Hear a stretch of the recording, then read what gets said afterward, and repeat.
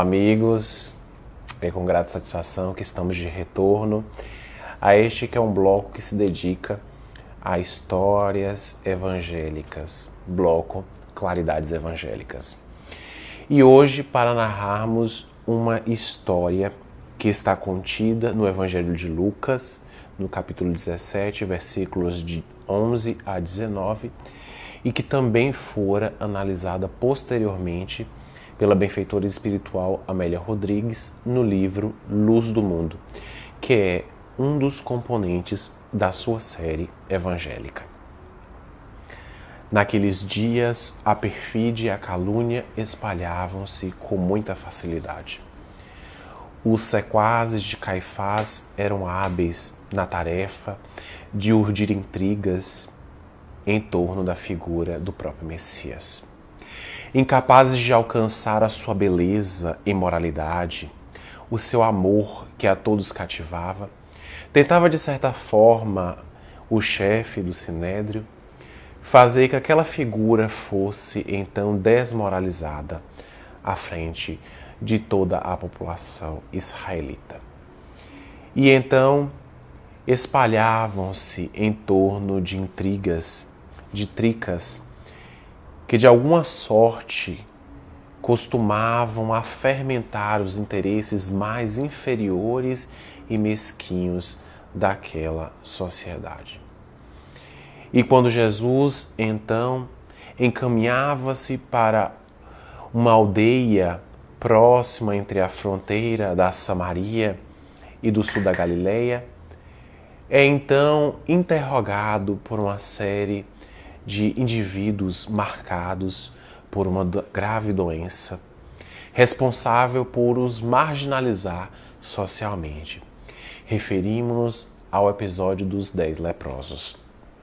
Desses indivíduos que não eram reconhecidos na comunidade, que eram marginalizados, esquecidos, tidos à conta de invisíveis sociais.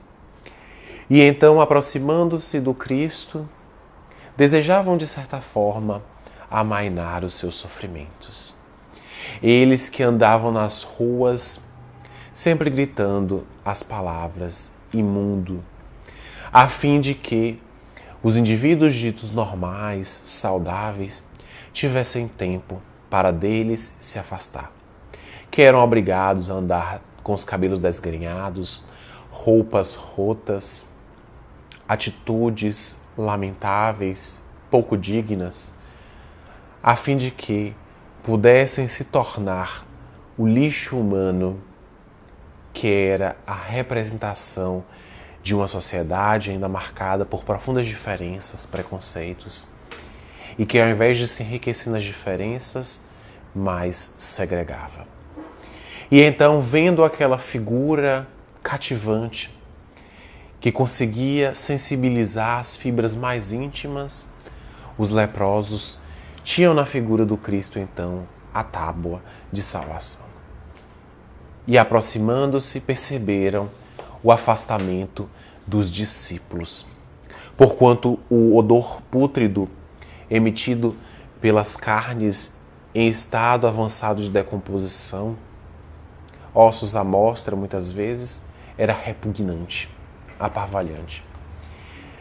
Para se ter uma ideia, havia uma distância regulamentada em lei de aproximadamente 5 metros para que não houvesse contágio. E não temendo qualquer tipo de contaminação, Jesus deles se aproxima.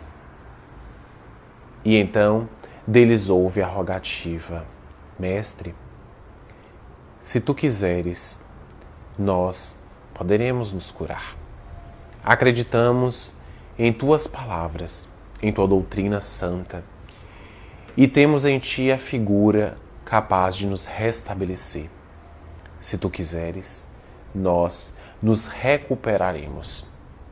Quando então Jesus, de maneira afável e doce, diz-lhe somente: eu quero.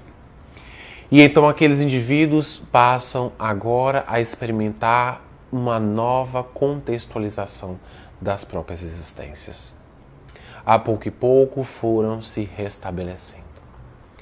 Porém, Ocorre que, quando desta ocasião, apenas o estrangeiro retorna para lhe agradecer, surpreendendo a todos. E o mestre então indaga: onde estão os outros, os 9 outros que também foram curados? Aquela pergunta, soando na acústica, embaraça a todos. E então lança uma nova interrogação. Que dizer então deste que retorna sendo um samaritano, um estrangeiro? O orgulho de raça não permitia que os discípulos, não obstante todo o conhecimento que houveram adquirido com Cristo, pudesse lhe responder. E então o indivíduo, desejoso de dar continuidade a uma existência plena, então questiona o que deveria fazer. Jesus diz-lhe que deveria então retornar aos hábitos sociais normais, à vida cotidiana de relação, que deveria buscar os chefes responsáveis por restabelecer o seu nome no livro dos vivos, para que pudesse ser reintegrado ao convívio em comunidade. Que tivesse fé, que pudesse avançar sem incorrer em novos equívocos. Equívocos que não se encontravam por vezes demarcados somente na morféia tangível, na lepra observável, porquanto a maior lepra está demarcada nas fronteiras do espírito.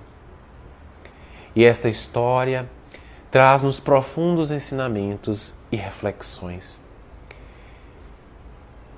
Será que nós também não necessitamos nos restabelecer desta lepra moral, desta lepra que se encontra estabelecida no desamor, no desrespeito, na desatenção, na ingratidão para com as benesses divinas, que são abundantes em nossas vidas e que tenderão a ser observadas de acordo com o nosso grau de consciência acerca da própria vida e com o desenvolvimento dos valores morais, sentimentais nobres que hão de nos equiparar para a saúde integral a que todos nós estamos destinados. E assim, finalizamos esta história com esta reflexão, a fim de que todos nós possamos também adquirir saúde, uma saúde que então se proponha ao restabelecimento não só do corpo, mas também do espírito imortal que anima a nossa matéria. Até a próxima.